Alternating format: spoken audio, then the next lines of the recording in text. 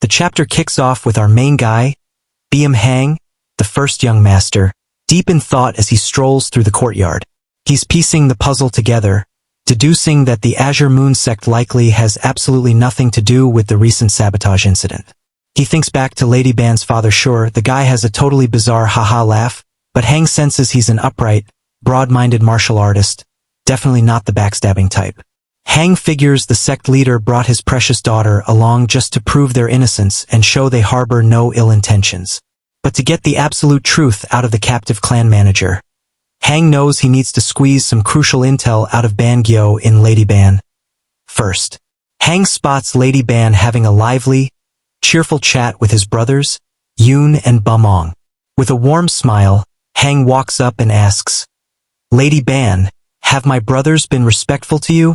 Lady Ban is completely charmed. She smiles and replies, "Of course. The two of them are so pleasant and knowledgeable that I didn't even realize how much time had passed while talking to them." Yoon and Beom Hang laugh nervously, clearly flattered by the praise. Hang then gently brings up the heavy slander circulating around the Jiang, who the nasty rumors claiming the Azure Moon sect is secretly in cahoots with the rival Shimin clan. He assumes she must be shocked, but instead of being offended, Lady Ban covers her mouth and giggles. "Ho ho, not at all. I was cheering from the moment I heard the rumors," she reveals. She happily admits she used the scandal as the perfect excuse to visit the Heavenly Grand Archive again. She even dragged her reluctant father along for the ride when he tried to come alone. Hearing this, Hang is relieved, thinking to himself how lucky it is that she doesn't share her father's grating laugh. Chuckle is honestly just as weird. As the conversation flows, Lady Ban mentally notes how refreshing it is to talk to Hang. She realizes he totally lacks the gloomy, dark energy people expect from the Heavenly Grand Archive's first young master, and he genuinely gets along with his brothers. Meanwhile, Yoon excitedly chimes in, "Lady Ban is truly knowledgeable. She told us about pressure point blocking. It was so interesting." Hang's eyes sharpen at the mention of pressure points. He casually asks a highly specific question. How could she make its effects only appear after a few hours pass? Yoon scoffs, thinking Hang is asking a ridiculous question, saying it's not like an item you can just pass along. But Lady Ban surprises them both. "It's not totally impossible," she explains. She reveals that, according to her father, there is a legendary technique known as the delayed blocking technique. Once performed, the effects only trigger much later, exactly like a ticking time bomb. Armed with this massive clue, Hang knows exactly how the traitorous clan manager was incapacitated. Wanting to talk serious business, he feigns annoyance, accusing his brothers of teasing him and playfully barking, "I don't want to see your faces. Get lost." Yoon and Beom Hang immediately scamper away, shouting that they're running away. Lady Ban sharply realizes Hang cleared the room on purpose. Hang drops the act and gets serious. He admits he's been stuck in the archive for too long and politely asks her, "Could you please tell me everything you know about the Shimin clan?" Sometime later, the visit concludes. The Azure Moon sect leader warmly thanks Hang for his hospitality, promising to invite him over someday. As they walk away, Lady Ban looks back, her expression utterly bewildered. She whispers to her father, "Gyo-in, about the first young master? Isn't he a little strange?" When her father asks why, she mentally pictures Hang's face contorting as he lets out a completely ridiculous laugh. She notes that he looks perfectly normal on the outside, but his laugh is just absurd, and he doesn't even realize it. Back at the archive, Hang is radiating an intense, intimidating aura. He knows they are up against the Shimin clan, one of the 10 great clans of the Jianghu. He realizes the Shimin clan is underestimating them, arrogant enough to believe the archive is too weak to fight back. But Hang smirks. He plans to use their arrogance against them. Combining the archive's lethal trap formations, Beom Hang's vast knowledge, and his own unparalleled experience as the former Murim Alliance leader, he vows to ruthlessly stab at the Shimin clan's opening. His dramatic, world-conquering inner monologue is suddenly interrupted when his brothers notice him spacing out. They wonder if he's deep in thought about a grand plan, or maybe he's just love-struck over Lady Ban. Songhua, Hang's ever-stoic shadow guard, casually shuts that down. With a deadpan face, she states Hang is obviously thinking about. Hang immediately snaps out of it, his eyes sparkling, and declares, "But supper is always the correct answer." He excitedly tells Songhua they are going to eat all the food they want tonight. The light-hearted mood shifts slightly as Hang calls Yoon and Beom Hang over. With a serious tone, he gives them a strict order. "I'll give you 2 days. I want you to expand the external trap formations beyond the cliff." When asked why, he calmly states it's just to ensure their defense is tight in case something happens, leaving his brothers slightly bewildered but compliant. The scene cuts to a dark, dreary dungeon. Hang stands before the captive clan manager, who looks exhausted and terrified, begging to be released so he can sleep.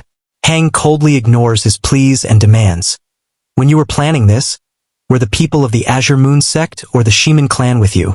The trembling manager stutters, confessing he only received orders from the first young master of the Shimin clan. He reveals the damning truth. The Shimin clan's plan was to frame the Azure Moon sect, while having him destroy the Heavenly Grand Archive from the inside. Hang processes this massive revelation. With a chilling, deadpan expression, he looks down at the traitor and ominously mutters, "I see. I just wanted to ask you about it." Nothing will happen, leaving us completely on the edge of our seats as the chapter comes to a close. The chapter opens with our brilliant protagonist Beom Hang calling his brothers Yoon and Beom Hang for a serious meeting. Yoon eagerly asks why they were summoned. Hang perfectly sets the bait, saying he is in need of a messenger and called them because he needs their help. Hearing this, Yoon gets completely hyped up, believing Hang is finally following the epic advice of the shaman they visited. Beom Hang excitedly asks what kind of advice he received. We get a hilarious brief flashback showing exactly what the shaman told Hang. The old man literally just screamed the word "run" and bolted out of the room. Back in the present, Hang calmly explains that it is obvious they need to run from the Shimin clan. Even though they caught the general who infiltrated them, Hang logically points out that proving the Shimin clan is guilty would be difficult. Plus, if they continue to cause conflict, they really could be faced with blood. Hang completely shocks his brothers by declaring they should send a messenger as a peace offering and end things now. Yoon and Beom Hang absolutely lose their minds. Yoon screams, asking how Hang dares to send a peace offering to the Shimin clan. He points out they suffered so much and asks if Hang is fine with just leaving things be, especially since those guys tried to ruin their family. Beom Hang joins the outrage, deeply offended that Hang is fine with bowing down to the Shimin clan. Hang drops his intense facade for a second and asks what is there to fear about death and if living peacefully is not an option. Realizing they overstepped, the brothers quickly apologize. Hang calls them idiots but reassures them he is doing this all for their sakes, then violently screams for Songhua. Songhua bursts through the door armed with a giant bat ready for war, but Hang just awkwardly tells her to clean the room. Hang drafts his incredibly sneaky message. He writes to the Shimin clan head pretending to be worried about the rumors regarding the Shimin clan and the Azure Moon sect. He purposely words it to show the archive bowing down to the Shimin clan. He plays the victim card, claiming they failed at something they thought would be easy. Hang knows that since the general is caught and there are rumors plotting around, the Shimin clan would be willing to end things here if the archive bows down. He is positive they will ask to meet and talk. Suddenly, a panicked guard bursts into the room screaming that it is an emergency because the general is having a seizure.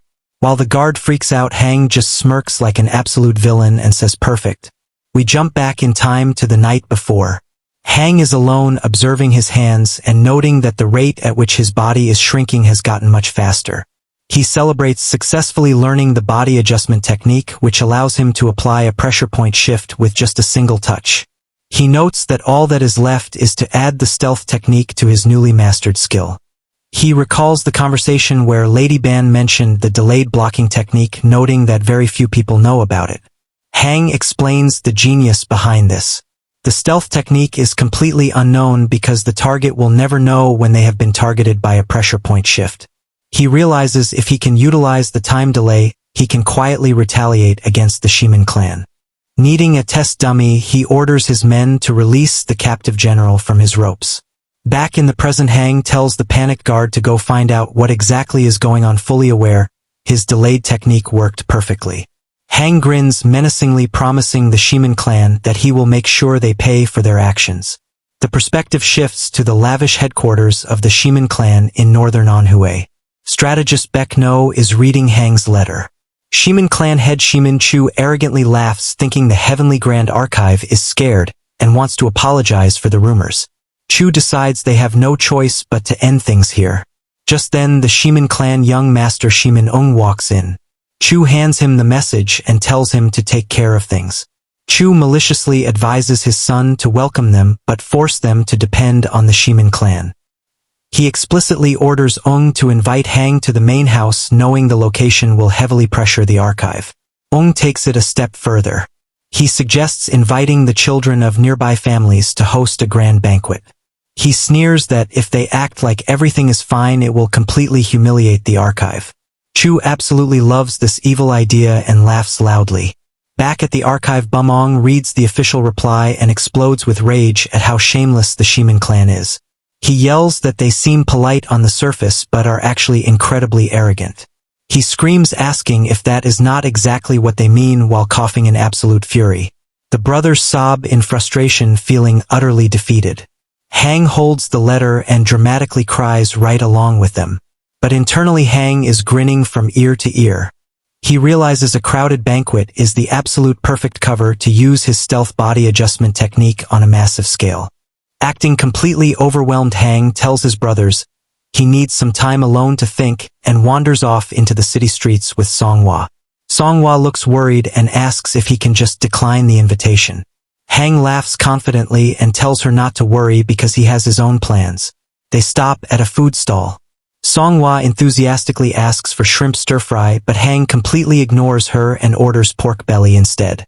As they sit down to eat, a group of arrogant rich thugs at the next table start loudly complaining about the smell of poor people. Hang confronts them, and one thug aggressively grabs Hang by the collar, threatening to kill him just for talking back.